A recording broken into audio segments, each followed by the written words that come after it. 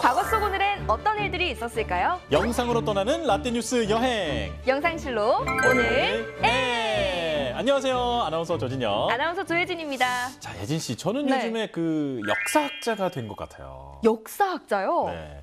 예전에는 그 세계사에 대해서 몰라도 아, 그냥 뭐 남의 나라 얘기 이러면서 그냥 그치. 넘어갔었는데, 근데 지금은 그 사람들이 과거에 좀 무슨 일이 있었지 하면은 이제 제가 그걸 좀 술술술술 좀 얘기를 해주고 있더라고요.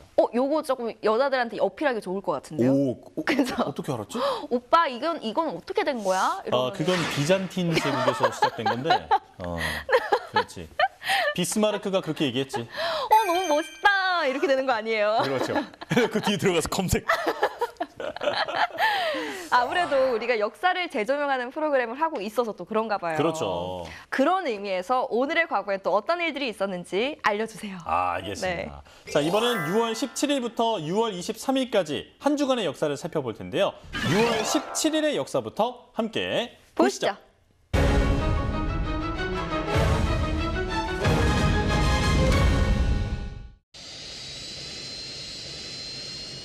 1967년 6월 17일 오전 8시 20분쯤 중국 북서쪽의 신장지구 상공에서 처음으로 수소폭탄 실험을 했습니다.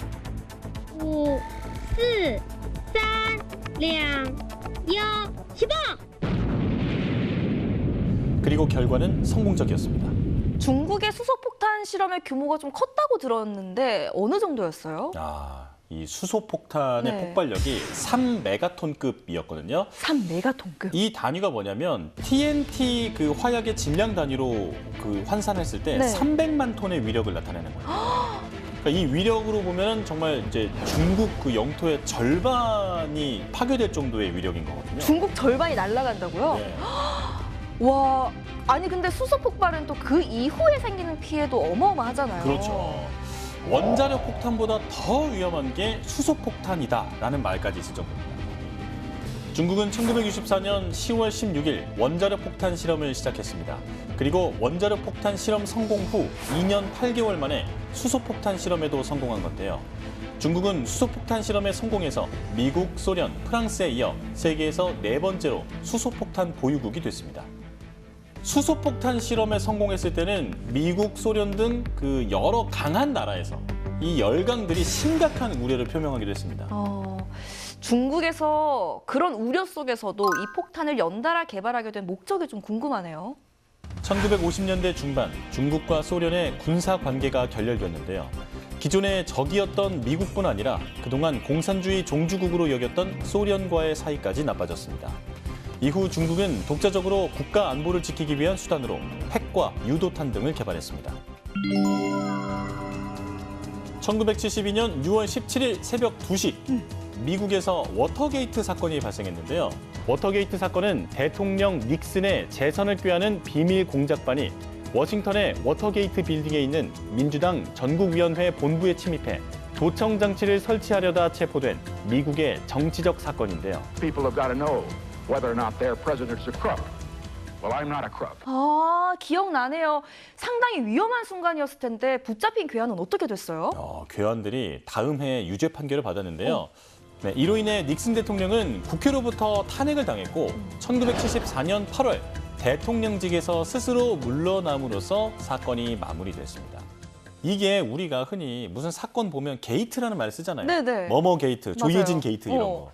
하필 예시가 또 조혜진 게이트입니까? 이 게이트라는 네. 말이 이 워터게이트 사건에서 유래한 말이에요. 그렇구나. 이 밖에 6월 17일에 또 다른 역사를 살펴보면요. 1902년 소설가 채만식이 태어났습니다. 채만식은 계급적 관념의 현실을 인식하는 구전문학 형식의 소설을 주로 다뤘는데요.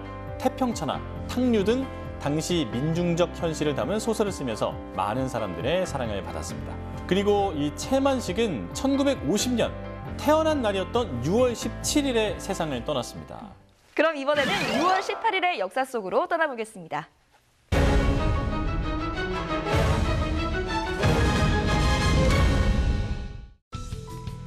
1960년대 한국 여자농구의 최고 스타였던 박신자. 그녀가 1999년 6월 18일 아시아인 최초로 미국 여자농구 명예의 전당에 올랐습니다. 박신자는 국가대표 선수 시절 1965년 서울 아시아 선수권 대회 금메달, 1967년 도쿄 유니버시아드에서 금메달, 또 같은 해 체코슬로바키아에서 열린 세계 여자농구 선수권 대회에서 우리나라를 준우승으로 이끌었습니다. 반칙으로 한국팀의 공격. 한국팀 지금 박신자 양 볼을 지키면서 프런트 코트로 나왔습니다. 이제 왼쪽으로 볼을 던져주었던 박신자 양, 볼 다시 박신자 양 잡아서 롱슛 골인 됐습니다. 드디어 2점도 하는 한국팀. 그리고 대회 MVP에 선정돼서 세계 정상급 선수로 활약했는데요. 1967년 11월 2일 많은 팬들이 지켜보는 가운데 은퇴 경기를 끝으로 선수 생활을 마무리했고 1982년 지도자의 길을 걷게 됩니다. 이제 저는 떠납니다. 여러분의 뜨거운 성원에 힘입은 영광과 축복을 받으며 떠나는 것입니다. 야, 이건 박수 나와야 되는 타이밍 아닙니까? 이후에 한국여자농구연맹은 박신자 감독님의 이름을 딴 박신자컵을 해마다 개최하면서 유망주들에게 출전 기회를 제공하고 있다고 해요. 그리고 2020년 국제농구연맹에서도 아시아 국적 최초로 명예의 전당에 오르면서 스포츠 영웅이 되기도 했습니다. 이번에는 1942년으로 가볼까요?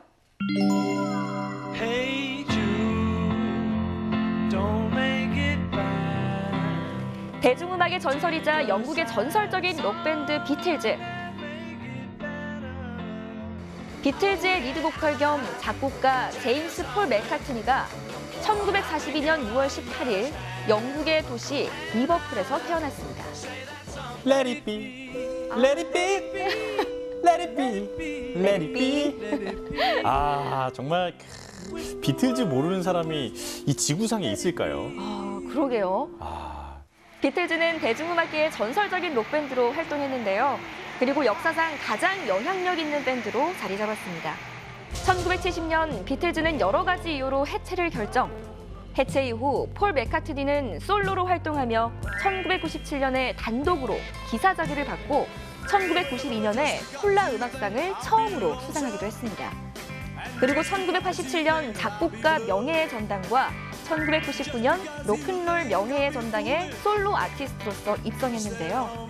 아, 정말 위대한 음악가시죠. 네. 그런데 이 폴 맥카트니가 그 노래 말고도 여러 악기를 다룰 줄 안다고 들었거든요. 맞아요. 베이시스트지만 기타, 드럼, 보컬, 피아노, 색스폰 등 10개 이상의 악기를 다룰 줄 아셨다고 하는데요.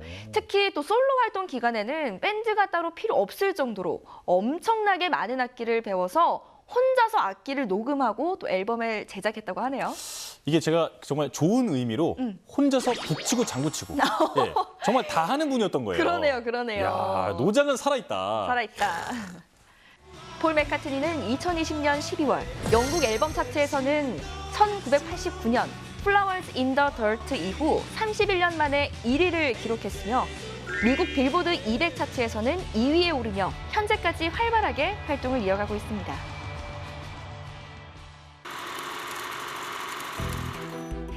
이 밖에도 6월 18일의 또 다른 역사를 살펴보면요. 1980년 매년 6월 18일을 건설의 날로 제정했는데요. 제정의 이유는 건설업 종사자들의 사기 진작과 화합, 결의 때문이었어요. 또 그런가 하면 1972년에는 영국 여객기가 추락하기도 했는데요. 여객기 추락사고요. 네. 이 승객과 승무원 118명을 태운 영국 항공 소속 여객기가 런던의 히드로 공항을 이륙하자마자 연료 탱크가 폭발했습니다. 그래서 탑승자가 전원 사망했죠. 이륙하자마자 폭발이라니 정말 충격적인 사건인데 이건 왜 폭발이 일어난 거죠? 이 원인은 여객기의 기장과 부기장이 조종사의 파업에 대해서 격하게 논쟁하다가 추락해서 연료 탱크가 폭발했다고 하네요. 그 비행에 집중을 못한 거네요. 네, 야, 뭐 이런 일이 다 있어. 정말. 자, 그럼 6월 19일의 역사 속으로 떠나보겠습니다.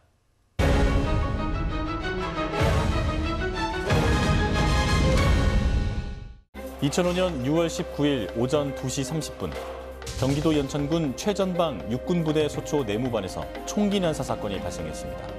이 부대의 김일병이 수류탄 한 발을 던지고 K1 소총 44발을 난사해 장병 8명이 사망하고 2명이 중상을 입은 상황이었는데요. 군 당국의 조사 과정에서 김일병이 평소 자신을 괴롭히던 선임병의 그 얼굴을 보고 순간적으로 화가 나서 범행을 저질렀다고 했습니다. 조사 결과 김일병은 수류탄 2개 중 1개의 안전핀을 미리 뺀 상태로 내무반에 들어가 던졌는데요. 이후 장소를 옮겨다니며 동료와 장교에게 사격을 가했습니다. 그리고 범행 뒤 태연이 근무지에 복귀, 약 30분간 범행 사실을 숨긴 것으로 드러났습니다. 근데 더 안타까운 건 이후에도 이런 비슷한 사건들이 또 있었잖아요. 그렇죠.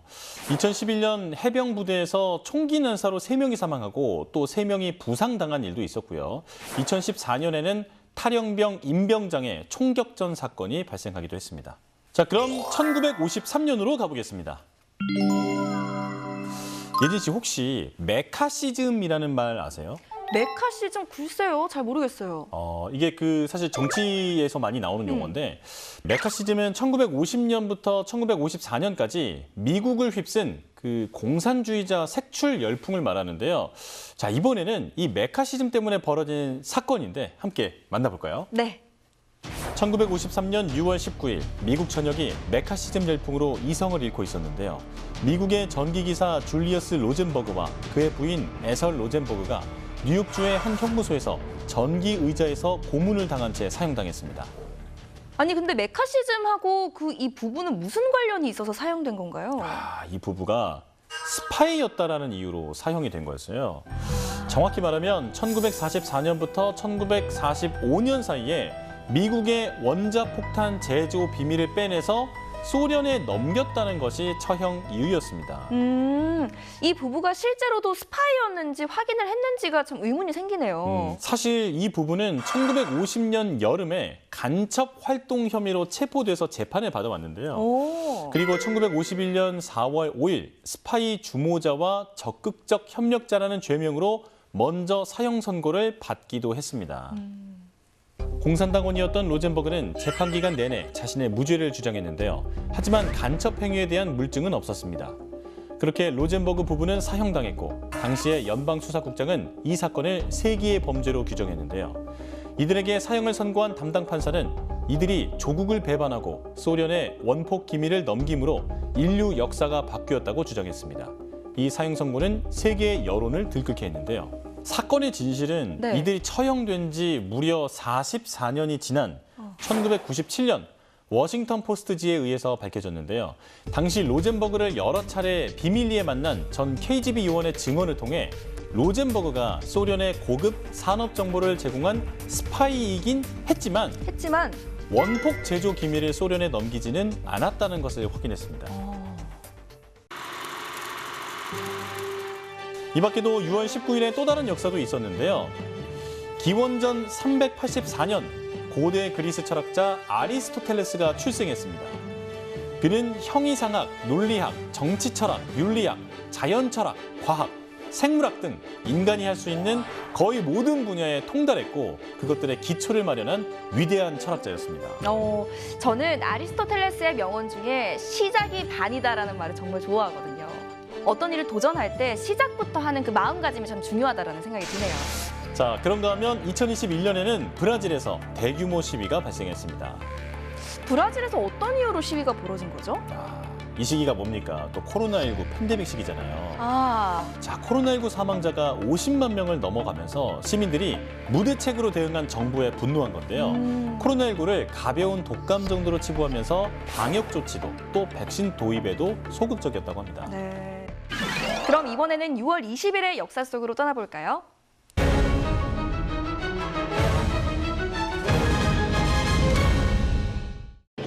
(2000년 6월 20일) 정부의 의학 분업 강행에 반대하는 의사들이 집단으로 폐업을 했습니다. 이 폐업은 전국 병원과 의원들 대부분이 문을 닫는 사상 초유의 의료 대란이었는데요. 이제 저희는 폐업에 들어가면서 그동안 저희가 이야기했던 의권을 회복하기 위하여 그동안 우리 사회에서 잊혀졌던 환자와의 의사와의 기본적인 인권 회복 투쟁에 들어가고자 합니다. 자, 이게 바로 그 의학 분업이잖아요. 네. 자, 당시에 어떤 이유로 의사들이 폐업을 한 건가요?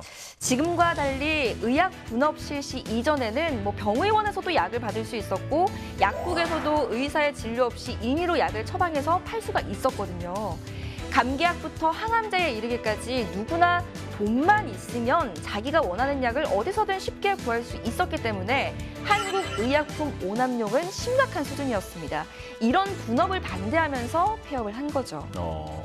그러니까 예전에는 의료 분업 시스템 자체가 없었던 거잖아요. 네, 당시 의료 분업이 없어서 우리나라 항생제 내성률이 70에서 77%였다고 해요.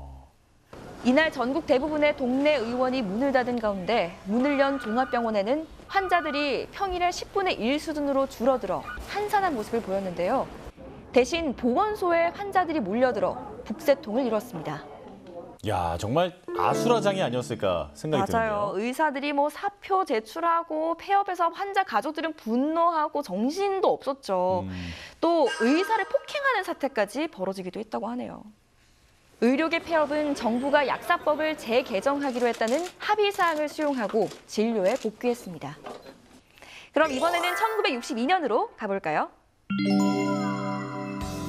1962년 6월 20일 주민등록법이 시행됐습니다. 당시 주민등록법은 성명, 성별, 생년월일, 주소 등을 등록하도록 했지만 주민등록번호를 부여하지는 않았는데요. 하지만 북한의 공작원들이 박정희 전 대통령을 암살하려고 한 사건이 일어났습니다. 그리고 북한의 간첩이나 공작원을 식별하기 위해 1968년 11월 21일 전 국민에게 12자리의 번호를 부여한 게 주민번호의 시초였는데요. 이게 그 유명한 김신조 사건이잖아요. 네. 그렇죠. 네. 이 사건이 발생한 후에 주민번호의 중요성이 이제 제기가 됐나 보죠. 네, 현재는 도용 위험 등 문제로 주민번호의 실효성에 대해 이야기가 나오고 있는 상황인데요. 당시에는 식별하는 게 어려웠으니까 주민번호가 정말 중요하다고 판단을 했었던 거죠. 이후 1975년 미국의 사회보장번호 시스템을 참조해서 공식적으로 주민등록번호가 만들어졌습니다. 이 밖에도 6월 20일에 있던 역사를 살펴보면요. 1963년 태풍 셀리가 한반도 남부 지역을 강타했습니다. 이 태풍은 시속 18km의 속도로 한반도에 접근하면서 남부 지방에 폭우를 쏟았고 86명이 숨지고 5만여 명의 이재민이 발생하기도 했습니다. 그런가 하면 1973년에는 중앙선 전철이 개통했는데요. 이때부터 이제 본격적인 전기 기관차가 운영되기 시작한 거죠. 네. 중앙선은 청량리와 제천 구간 전철화 완료로 운행을 개시했는데요. 이 전철은 여객보다 화물 운송을 중요하게 취급했습니다.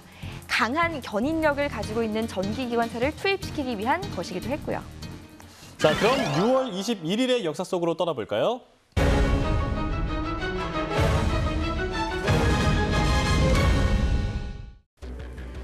(2017년 6월 21일) 사드 기지를 불법 촬영하다 추락한 정체불명 무인기에 대한 과학적 조사 결과가 나왔습니다. 분석한 결과 북한의 소형 무인기로 확인됐습니다. 북한에서 사드 기지를 불법으로 촬영한 건 언제였나요? 이 사건은 같은 해 6월 9일이었는데요. 네. 강원도 인제의 한 야산에서 추락한 무인기가 발견됐어요. 무인기의 비행 일자는 5월 2일이었는데요. 북한 강원도 금강군 일대에서 발진해 군사 분기선 상공을 통과해 총 5시간 30분 동안 왕복 490km 정도 비행한 것으로 확인됐습니다. 사드 체계가 배치된 성주 기지에서 회항한 후 강원도 인제군 남면의 추락 지점에서 중단돼 우리 군에서 발견했던 건데요. 국방부는 이 상황이 명백한 정전협정 위반이라고 강력히 규탄했습니다. 자, 그럼 이번엔 1949년으로 가보겠습니다. 경자유전의 원칙은 실제로 농사를 짓는 사람이 농지를 소유할 수 있다는 헌법으로 규정된 법인데요. 이 법에 입각해 농지를 분배함으로써 농가의 경제 자립을 형성하자는 취지로 1949년 6월 21일 농지개혁법이 제정 공포됐습니다. 농지개혁법은 1950년에 본격적으로 시행될 예정이었는데요. 하지만 1950년 6.25 한국전쟁이 발발하면서 미뤄졌고 또 관계된 서류가 사라져 대상 농지가 축소됐습니다. 그리고 1951년에 본격 시행됐습니다. 그리고 이 밖에도 6월 21일에 또 다른 역사를 살펴보면요. 1985년 인천의 프로야구팀 산미 슈퍼스타즈가 마지막 경기를 펼쳤습니다. 저 이 이야기 들은 것 같아요. 또 제가 부산 사람 아닙니까? 그렇죠. 부산. 부산. 이때 부산의 롯데 자이언츠랑 대결했던 걸로 들었는데 맞죠? 맞아요. 네. 산미팀이 초창기에는 대단한 활약으로 팀으로 그 도깨비 팀으로 불리기도 했었는데요. 자, 이 마지막 경기에서는 안타깝게도 롯데 자이언츠에게 16대6 대패를 하면서 역사 속으로 사라졌습니다. 자, 그런가 하면 1998년 윤동주 시인의 육필 원고 150점이 세상에 공개되기도 했습니다. 아, 저 진짜 윤동주 선생님의 그 작품들 정말 다 좋아하거든요. 근데 혹시 어떤 작품이 공개가 된 걸까요? 네, 그동안 전혀 알려지지 않았던 시와 동시 육필 원고 8편이 새로 공개됐는데요. 이와 함께 그 유명한 서시를 비롯해 그가 생전에 남긴 육필 원고 150점, 소장 도서와 메모, 신문 스크랩 등이 처음으로 일괄 공개되면서 일제 암흑기, 비운의 시인 윤동주의 모든 것을 알 수 있게 됐습니다. 정말 기쁜 소식이네요. 자, 그럼 6월 22일의 역사 속으로 떠나볼까요?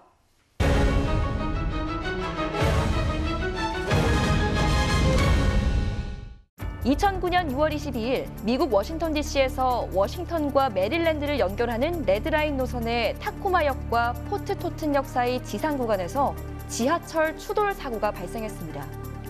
지하철 운행 관계자는 포트 토튼역에 진입하기 위해 선로에 정차해 있던 열차를 뒤따르던 열차가 추돌하면서 사고가 났다고 말했는데요. 일단 선로 위 열차의 지붕 위로 다른 열차가 올라가 있었습니다. 또 차량의 앞부분은 정말 그 휴지 조각처럼 찌그러지고 또 부서져서 추돌 당시 상황을 적나라하게 보여줬는데요. 사망자 9명을 포함해서 총 80여 명의 사상자가 발생했습니다. 미국 교통안전국은 전날 사고 직후부터 전철 레드라인 전 노선의 운행을 24시간 차단한 채 정확한 사고 원인을 조사했습니다. 조사 결과 사고 열차는 30년이 넘는 노후 열차였는데요. 워싱턴 DC의 열차 사이의 간격을 유지하게 된 컴퓨터 신호 체계가 사고 당시 작동하지 않은 것으로 확인됐습니다. 그럼 이번에는 2015년으로 가볼까요? 400여 년 전 명의 허준이 완성한 동의보감. 이 동의보감은 우리 실정에 맞는 의학 지식을 백성들이 쉽게 알 수 있도록 편집한 세계 최초의 공중보건 의서인데요. 2015년 6월 22일 동의보감이 세계적 위상을 고려해 보물에서 국보로 승격 지정됐습니다. 국보로 승격된 동의보감은 지난 2008년 보물로 지정된 3편의 초간본인데요. 허준이 선조의 명을 받아 1613년 내의원에서 처음 목활자로 찍어내 사고에 보관해오던 판본이었습니다. 25권은 초기 내용이 그대로 담겨 가치는 더욱 높은 것으로 확인됐습니다.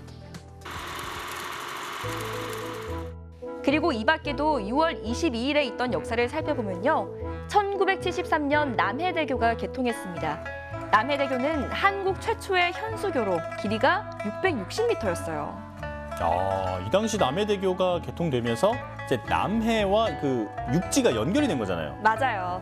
이 남해대교 덕분에 한려해상국립공원 지역과 남해도 전체가 개발되는 계기가 되기도 했죠. 그런가 하면 2009년에는 대장수암 어뢰 홍상어가 개발됐는데요. 홍상어는 청상어 어뢰를 내장한 유도 로켓이었어요. 아, 그렇군요.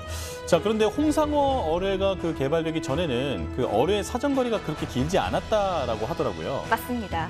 그 전에 어뢰의 사정거리는 길어야 수 킬로미터 정도였는데 이 홍상어 어뢰의 사정거리는 무려 19km라고 하네요. 자, 그럼 6월 23일의 역사 속으로 떠나보겠습니다.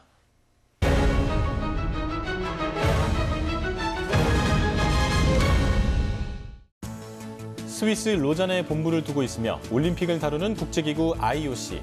1894년 6월 23일 IOC 국제올림픽위원회가 설립됐습니다. 이 위원회는 프랑스의 쿠베르텐과 그리스의 디미트리오스 비켈라스에 의해 창설됐는데요. 1896년 4월 6일 제1회 올림픽은 고대 그리스의 아테네에서 열렸는데요.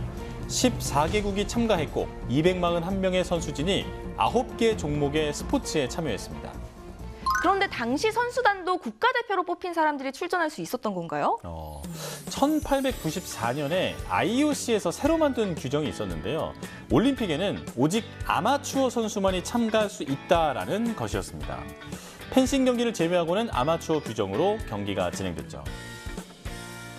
우리나라는 1947년에 IOC 회원국이 됐는데요. 이후 1988년에 서울에서 제24회 하계 올림픽을 개최했습니다. 자, 그럼 이번엔 2009년으로 가보겠습니다.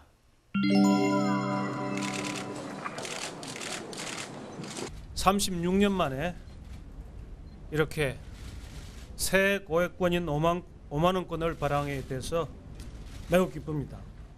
아무쪼록 5만 원권이 널리 그리고 편리하게 사용되기를 기대합니다. 감사합니다. 한국은행은 2009년 6월 23일 오전 6시부터 5만 원권을 시중에 공급했습니다. 이날 발행 번호는 2만 1번부터 100만 번까지로 5만 원권이 전국 은행 등을 통해 유통됐는데요. 전국 은행의 영업 창구는 5만 원권을 찾는 고객들로 분주했습니다. 신사임당 초상이 들어간 5만 원권은 가로 154mm, 세로 68mm로 황색 계열이었는데요.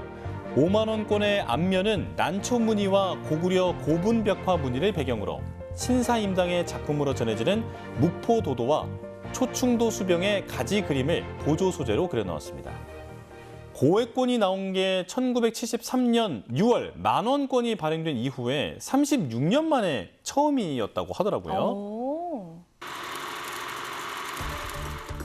그리고 이 밖에도 6월 23일에 또 다른 역사를 살펴보면요. 1961년 세계 12개국이 조인한 남극조약이 발효됐습니다. 이 당시에 남극기지 개발이 활발하게 이루어지고 있었잖아요. 그래서 더욱 이 남극기지의 평화적인 목적이 필요하지 않았을까 싶네요. 맞아요. 그런 이유로 미국을 비롯한 세계 12개국이 워싱턴에 모여서 1959년 12월 1일 조인했고 남극조약이 1961년 6월 23일부터 발효됐습니다. 자, 그런가 하면 1957년 부산에서는 대화재가 발생했는데요. 화재 원인이 뭐였나요? 부산항 제4부두로 연결된 미군 송유관 파열로 대화재가 발생한 건데요. 집 70여 채가 폐허가 됐고 34명의 사상자가 발생했습니다. 자, 오늘도 이렇게 열심히 과거 여행을 떠나봤는데요. 여러분은 어떠셨나요? 그럼 저희는 잠시 후 유튜브 사진관에서 만나요. 만나요.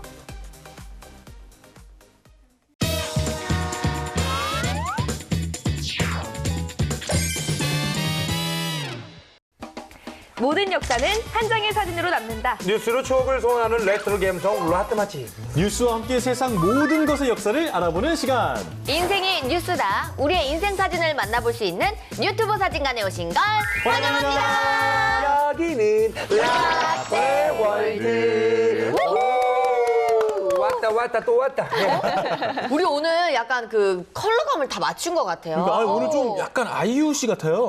무슨 소리예요? 진짜 전 어른이요. 라일락 한번 불러주세요. 랄라 이제는 바닐라.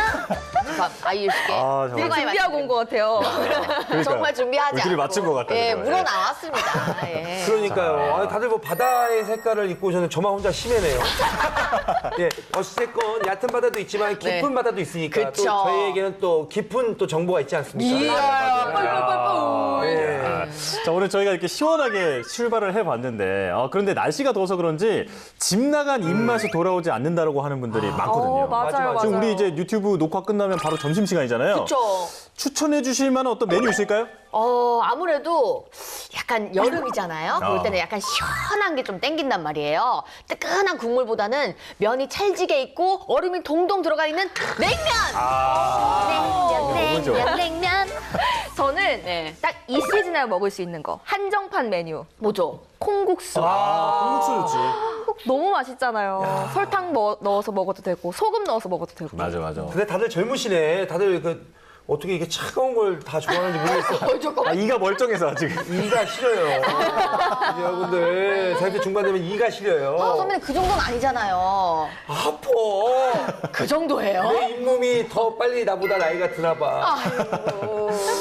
저도 그 입맛 없을 때는 사실 평소에는 제가 비빔국수 이런 거 별로 좋아하진 않는데 요즘 같을 때는 이렇게 비빔국수, 쫄면 이런 게 많이 땡기더라고요. 맞아요. 갑자기 이런 얘기하니까 배고프다. 맞아. 잠깐 근데 왜 지금 시작부터 먹는 얘기를 하시죠? 지금 배고프게? 뭐 그냥 한 얘기가 아니겠죠. 당연히 오늘 주제와 관련이 있는데요. 저희가 방금 얘기한 이 음식들의 공통점이 하나 있습니다. 뭘까요? 차갑다.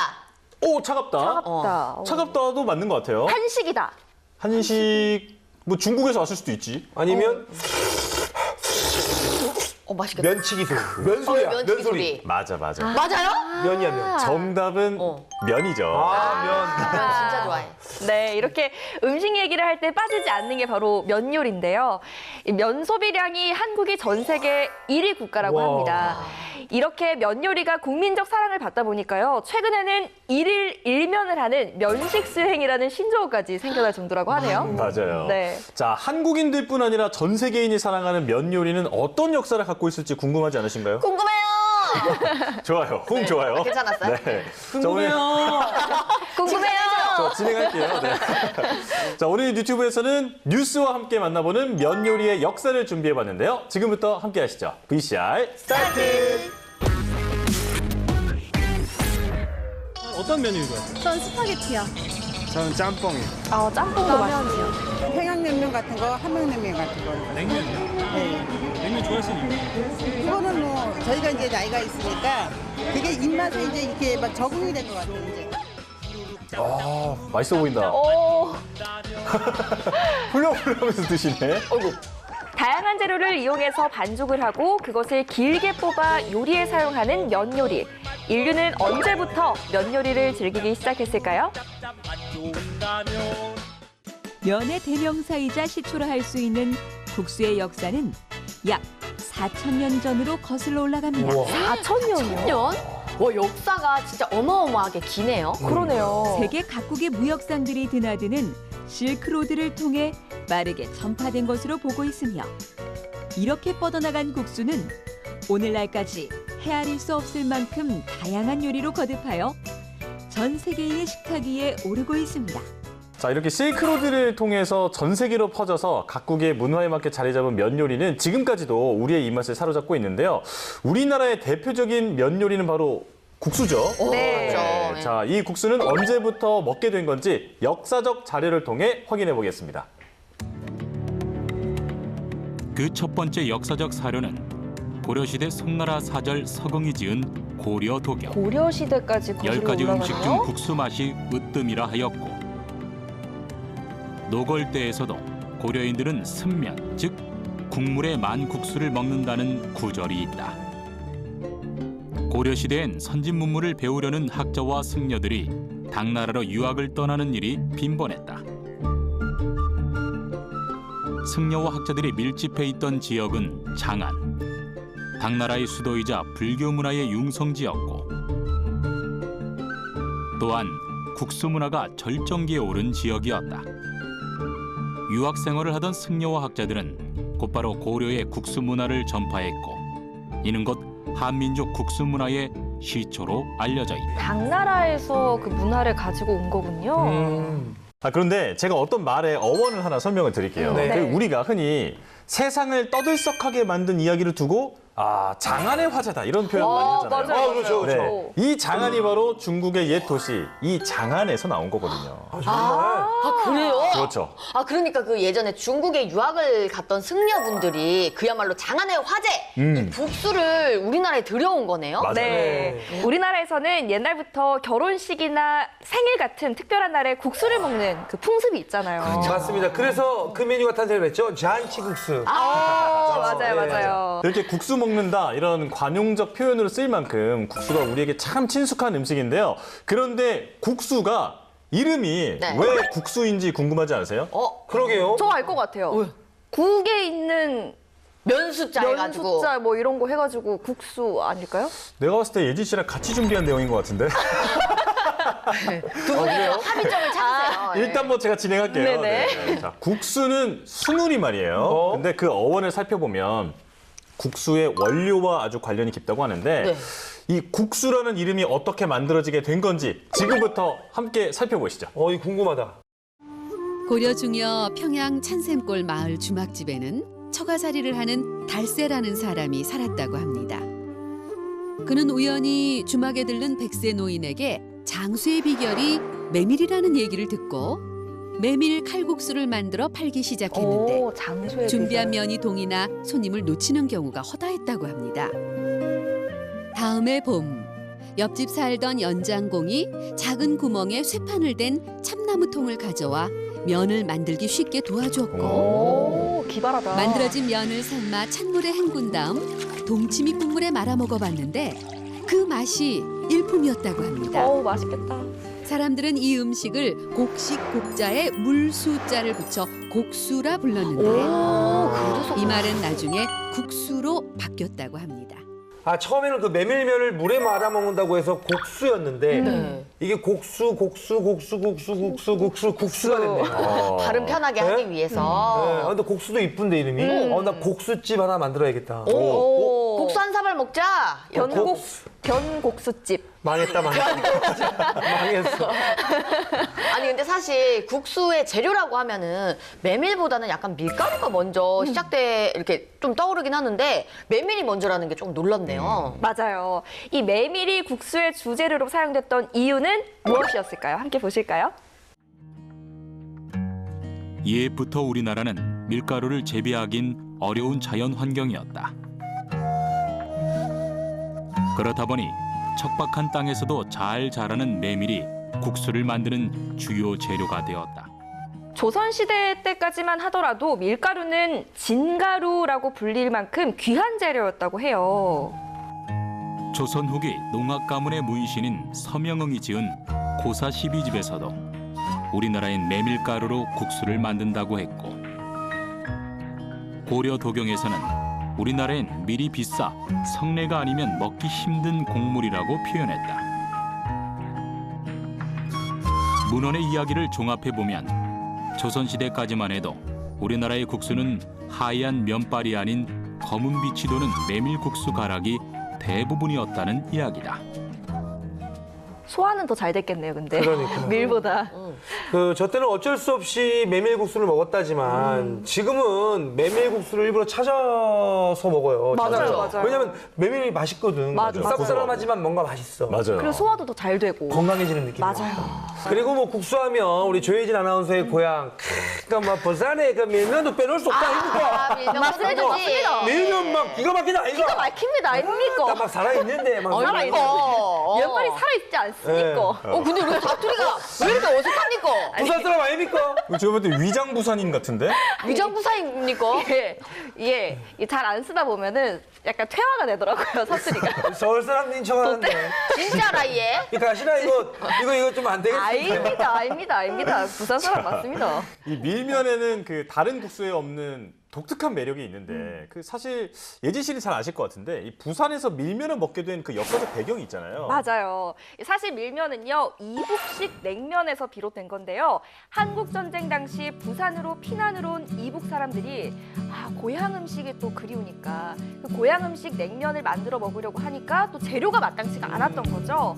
함흥냉면은 고구마 전분으로 면을 만드는데 이게 또 너무 비싸서 구하기가 힘들었다고 합니다. 당시에는 면을 만들 수 있는 재료라고는 미군에서 나눠주는 그 밀가루뿐이었는데 그래서 탄생한 음식이 바로 밀면입니다. 그러니까 뭐 어떻게 보면 우리 민족의 어떤 아픈 역사가 담겨있는 음식이라고 할 수 있겠죠. 그들의 고향이 그리워서 이 냉면을 만들어 먹고 싶었습니다. 맞습니다.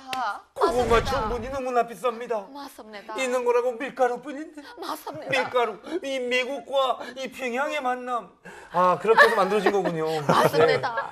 그래서 사실 한국 전쟁이 벌어지기 훨씬 이전부터 냉면을 즐겨 먹었다는 건데. 맞아요. 야, 그럼 우리는 언제부터 이렇게 냉면을 먹기 시작했던 거예요? 그건 제가 알려드릴게요. 자, 면 요리의 그 양대 산맥, 바로 국수와 냉면인데요. 그렇죠. 네. 이 사실 두 요리는 간단한 듯 보이지만 면을 뽑고 육수를 내고 고명을 올리는 것까지 손이 아주 많이 가는 음식이잖아요. 자, 이 때문에 과거에는 서민 음식보다는 귀족 음식에 가까웠다고 하는데 조선시대에는 어떤 이들이 냉면을 즐겨 먹었는지 화면으로 만나보시죠. 냉면의 발달은 곧 귀족들의 유흥 문화와 직결된다. 저만 이런 생각했는지 모르겠는데 유흥 문화랑 연관이 있다고 하니까 어떤 연관이 있을까 했는데 그 면으로 이렇게 남자 여자가 예? 저도 생각하지 못했던. 기가 막히네요. 진짜 예진님. 우리 조혜진 아나운서 그렇게 오는구나. 예진 씨, 그런 게임 있으면 좀 몇 개 알려줘봐요. 그러니까요. 네. 저는 예진 씨랑 이제 국수 안 먹으려고요. 되게 위험하네. 아니, 저만 솔직히 저만 어디 놀 때 생각했어요. 나도 좀 불러. 저만 그런 생각한 거예요? 여러분, 조혜진 아나운서와 잘 되고 싶으십니까? 조혜진 아나운서가 오빠 국수 먹을래? 이러면 잘 되는 친구입니다. 국수 먹게 해준다는 게 그런 거였나? 그런 거였네. 아까 국수집 데려간다 했잖아. 그러니까요. 조심해, 진혁아. 네, 우리는 이제 제육덮밥이랑 먹는 네네네. 제육덮밥. 흥겨운 술자리 뒤에 언제나 등장하는 냉면 한 그릇은 해장 음식의 대명사였는데 해장. 조선 후기의 실학자 이규경은 평양의 명물로 감옥로와 냉면 그리고 비빔밥을 꼽았다. 고기 안주에 감옥로를 즐기고 속풀이로 냉면을 먹는 게 제맛이라 하여 이때부터 선주후면이라는 말이 등장했을 정도다. 선주후면. 선주후면. 술 마시고 면 먹는 거. 먼저 선, 술주, 뒤후, 면면. 뭔가 약간 사자성어 같기도 하고요. 맞습니다. 예. 자, 이렇게 냉면은 귀족들의 최애 메뉴이기도 했지만 그 왕의 수라상에도 자주 오르는 음식이었습니다. 조선 제27대 왕인 순종은 11살인 당시에 달 구경하는 것을 몹시 좋아했는데 그때마다 신하들에게 냉면을 주문했고 달을 보면서 냉면을 드셨구나. 철종은 평소 무척이나 냉면을 좋아한 것으로 유명하다. 7월 7석 더위를 피해 냉면을 과식한 나머지 보름간 몸져 누웠다는 웃지 못할 기록도 전해질 정도였다. 맞아요. 냉면은 아이고. 과하면은 저렇게 체한다고요. 그 냉면 먹어서 이게 배탈 나셨나 보다. 아니, 왕이 뭐 더 먹겠다는데 누가 말리겠어요? 아이, 너무 맛있구나. 저하, 이렇게 많이 드시면 배탈 나시옵니다. 시끄럽다. 변조하, 변조하. 여보라, 밖에 개 아무도 없느냐? 당장 2년의 목을 쳐라. 변조하, 변이옵니다. 시끄럽구나. 냉면 한 사발 빨리 더 가져오라. 가져오라. 가져오라, 이 넷이야. 저요? 내식이 된 거예요, 갑자기? 넷이. 조선의 마지막 황제 고종도 몹시 냉면을 즐겼는데 얘 안 나온 했네. 아, 왕들이 저렇게 면 요리를 많이 즐기셨구나. 특이한 점은 수락관이 아닌 궁궐밖 대한문에서 냉면을 주문해 먹었다는 것이다. 이 사실은 이미 조선 후기에는 냉면을 판매하는 식당이 대중화되었다는 것을 의미한다. 아니, 그러면 이렇게 직접 밖에서 배달을 시켜 드신 거잖아요. 신기하다. 네, 고종은 야참으로 냉면을 자주 즐겼다고 해요. 근데 여기서 중요한 건 냉면을 배달해서 먹은 건 고종보다 훨씬 이전인 1768년부터였다고 합니다. 야, 그럼 일반 서민들이 와, 그럼 배달 음식을 먹은 거네. 왕보다 더 먼저. 그렇죠, 그렇죠. 오. 실제로 조선 후기에는요, 해장국이나 비빔밥 같은 여러 음식들을 배달해 먹었는데요. 배달 음식에 관한 가장 최초의 기록은 실학자 황윤석이 쓴 이재난고라는 책에서 있습니다. 이 황윤석이 과거 시험을 본 후에 냉면을 시켜 먹었다라는 내용이 있는데요. 이를 근거로 우리나라 최초의 배달 음식은 냉면이라고 할 수 있겠죠. 아, 근데 아까 이야기해 주신 대로 예전에는 서민분들이 국수를 먹기 굉장히 어려웠다고 들었잖아요. 맞아. 근데 어느 순간부터 이렇게 국수를 서민분들도 이렇게 쉽게 접할 수 있게 된 건가요? 궁금하긴 하네.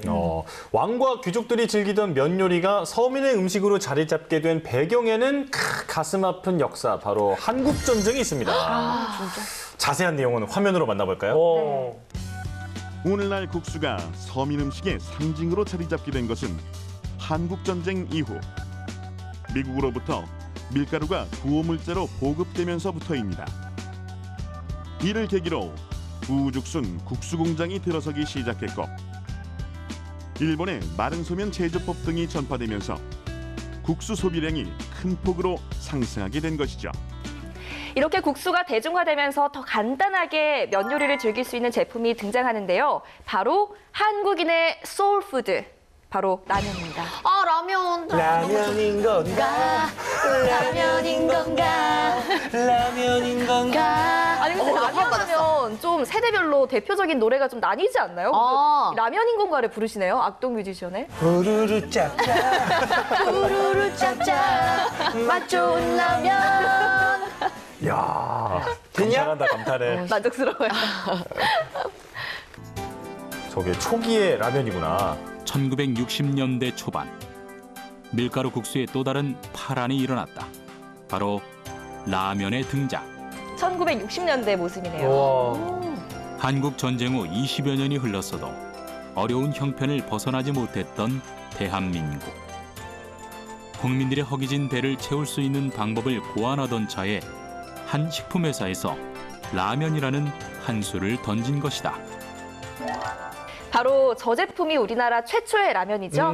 라면 싫어하는 사람은 거의 못 본 것 같아요. 저도 한 번도 본 적 없는 것 같아요. 저는 거의 데일리로 먹기도 해요. 그래요? 피부가 맨날 뾰루지가 많이 나요. 밀가루 많이 먹었어요. 근데 어떻게 그렇게 관리를 잘하세요?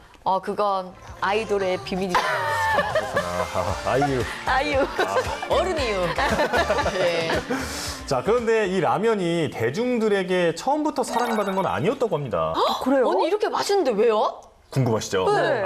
이게 바로 국수는 처음에는 그 면을 물에 삶았잖아요. 맞아. 근데 라면은 면을 기름에 튀기잖아요. 그렇죠. 그러니까 이 제조법이 낯서니까 잘 안 먹게 된 거죠. 아이고. 담백한 맛의 국수가 익숙했던 국민들에게 튀긴 국수인 라면은 낯설게 다가왔다. 그럴 수 있지. 낯설 수 있지. 출시 초반 식품회사에선 학교 회사 등지를 다니며 적극적으로 라면 맛에 대한 홍보에 나섰다.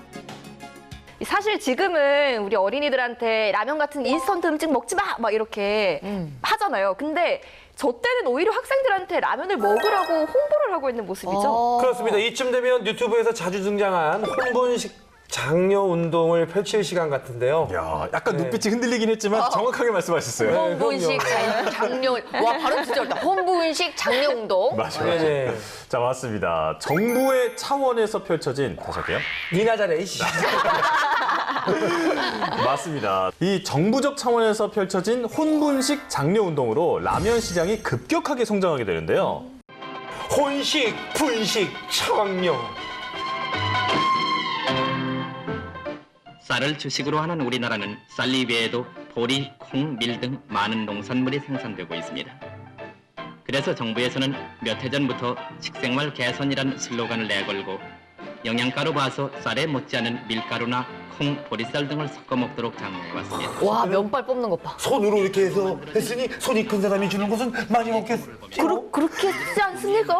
어디 분이십니까? 어딘데? 요즘 일반적으로 분식을 하는 율이 많아진 것은 국민들의 협조가 컸기 때문이라고 보겠습니다. 아니 그런데 대대적으로 라면 먹으라고 지금 홍보를 하고 있잖아요. 그럼 그때 당시에 가격이 좀 저렴했으니까 이 정도로 빨리 먹으라고 했던 것 같은데 그때 산 증인으로서 얼마 정도 했나요, 선배님? 궁금해요? 궁금해요. 궁금해요? 궁금해요. 야, 60년대에는요 커피나 홍차가 한 35원 정도 했어요. 근데 이 라면 가격, 이 삼땡 라면의 가격은 10원이었습니다. 10원이요? 아니 커피가 35원인데 10원이었으면 아니 잠깐만 10원에서 지금의 그 라면 가격을 하면 몇십 배가 오른 거네요? 아, 오늘 집에 갈 때 라면 한 박스씩 가져가. 약속! 약속할게요. 10원짜리 찾아와. 와, 진짜 저렴했다. 자, 그럼 라떼왕들이 공감할 추억의 라면 광고 이어서 만나보실까요? 자, 잘 봐요. 이리 보고 저리 보고 보글보글 짠. 처음부터 공감 안 돼요. 나 왜 기억나냐 지금. 진짜예요? 진짜 어렸을 때. 이리 보고 저리 봐도 역시 명라면. 예. 내가 할 거야. 뽀글얌, 뽀글짠. 행복한 가정과 함께 25년을 한결같이. 저 때도 25년이면은 지금까지는 뭐 거의 100년. 이제 100년 가업이죠 이제 거의. 신라면 아우 먼저 들게나 신라면 형님 먼저 아우 먼저 형님 먼저 아우 먼저 그럼 제가 먼저 먹겠다고 하니까 깜짝 놀라서. 그리고 여기에 더해서 한국인이 사랑하는 면 요리 중에 이걸 빼놓으면 섭섭합니다. 뭐지? 어머님은 짜장면이 싫다고 하셨어. 예. 예. 싫다고 하셨을 것 같아요. 어머님은 짜장면이 싫다고 하셨어. 예진이는 모든 면이 좋다고 하셨어. 왜냐하면 같이 면치기. 면치기. 아, 네. 제가 실수를 한 것 같아요. 아까 괜히 그 얘기를 꺼내가지고. 네. 역시 이제 짜장면 역시 우리의 역사 속에서 탄생한 독특한 형태의 면 요리인데요. 짜장면이 어떻게 유래가 된 건지 한면으로 만나보시죠. 궁금하다. 짜장면의 역사는 인천 화교의 역사와 떼려야 뗄 수 없다는데요. 1883년 인천 계양과 더불어 중국 산동에서 건너온 화교들. 그들이 삶은 국수에 춘장과 야채를 얹어 비벼 먹은 고향의 음식 작장면을 우리나라에 소개하면서 짜장면의 역사는 시작됐습니다.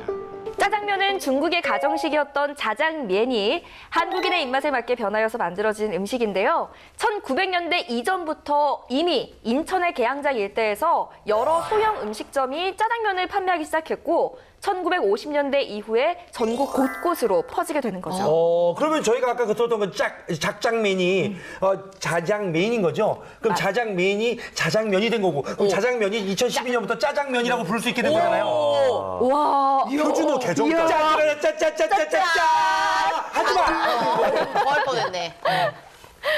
짜장면은 어떻게 전국적 유행을 탈 수 있었던 걸까요? 먼저 캐러멜을 첨가한 독특한 맛으로 대중의 입맛을 사로잡았는데요. 캐러멜이 중국 들어가는구나. 춘장에 설탕을 가열해 만든 끈끈한 갈색의 물질인 캐러멜을 혼합했습니다. 물기가 부족했던 작장면에 달콤한 맛을 내는 캐러멜이 첨가된 사자표 춘장이 개발되면서 짜장면은 그 인기를 더하게 되고 오늘날의 짜장면으로 변화된 거죠. 근데 짜장면은 진짜 짭짤하면서도 달콤한 맛 때문에 남녀노소 누구나 좋아하잖아요. 그 달콤함이 캐러멜 향 때문이었네요? 아니 근데 저때 당시에 이 캐러멜을 넣을 생각을 못했다. 그럼 지금의 짜장면을 못 먹는 거잖아. 짜기만 해. 진짜 짜기만 한 거지. 짜기만 하고 달지 않고 그냥 짧게 먹었는데 2, 3날부터 시작해서 졸업할 때 이 짜장면 못 먹어서 얼마나 아쉬울 뻔했냐고. 안 먹었을 것 같아요. 색깔도 그냥 이게 된장 색깔이었을 거야. 맞아. 캐러멜이 들어가니까 검해진 거지. 맞아요. 이렇게 국민적인 사랑을 받는 메뉴다 보니까요. 2005년에는 한국인의 짜장면 사랑 100년을 기념하면서 아주 이색적인 대회도 열렸다고 합니다. 함께 보실까요? 면치기 대회인가요? 입가에 양념이 다 묻어도 좋아하는 사람이 먹여주니 꿀맛입니다. 맞네. 진짜 면치기 대회네. 그래도 역시 자장면은 빨리 먹는 것이 제맛. 한국의 자장면은 본고장에서도 인정한 별미. 이거 중국 짜장면은 별로 먹지 않아요. 이거 한국에 오면 이거 많이 먹었어요. 야, 중국분이 우리나라 짜장면 맛있다고 인정해줄 정도면 진짜 맛있는 거예요. 맞아요. 탄생 100주년 기념 행사가 열린 인천 차이나타운은 자장면에 대한 한국인의 사랑이 넘쳐났습니다. 어른 아이 할 것 없이 자주 찾게 되는 자장면. 가장 대중적인 음식 중에 하나지만 없어서 못 먹던 시절도 있었습니다. 먹고 싶을 때게 사달라고 그러면 그럼 뭘 심부름을 하라고 그래요. 그럼 심부름을 하면은 그럼 또 사주시고 참 귀한 음식이라 그렇게 졸라야만 사줬어요.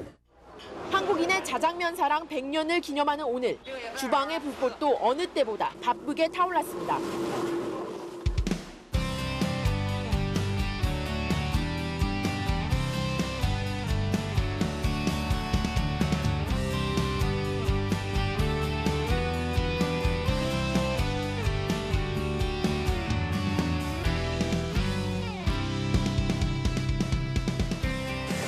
와!